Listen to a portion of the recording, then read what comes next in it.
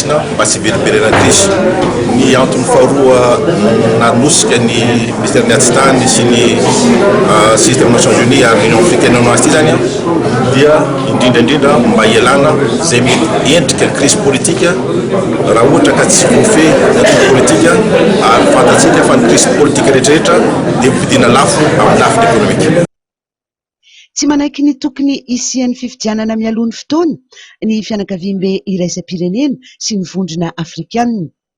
Io no nao amin'ny fisin-dramatoa Hawa Ahmed Youssouf, solon-tena maharitry ny vondrona afrikanina eto Madagasikara. Moi, je trouve que la situation politique, c'est, je ne vais pas dire inquiétante, mais il y a des préoccupations parce que nous voyons que certains partis politiques ont commencé à dire qu'il fait des élections anticipées. Et je pense que l'Union africaine et la communauté internationale ne pourra pas accepter des élections anticipées.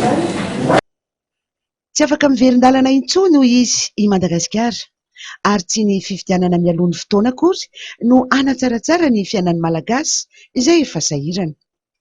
Mitaky fitoniana sy ny fandriam-pahalemana hoy izy ny fampandrosoana izay efa miainga amin'ny alalan'ireo tetikasa fampandrosoana maro samihafa mandeha amin'izao fotoana izao.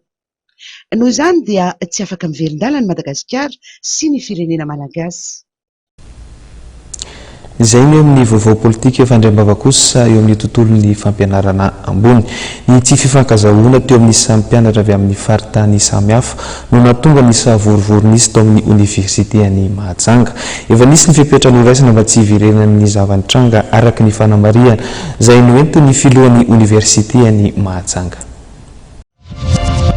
Ny olana zany zao dia tsy ampy ny infrastructure, tsy ampy ny trano, tena tsy ampy satria amin'ireo mpianatra io chambre ray misy mpianatra 20 indray sasany. Zany hoe superposé anankitelo sasany manao deux par lit.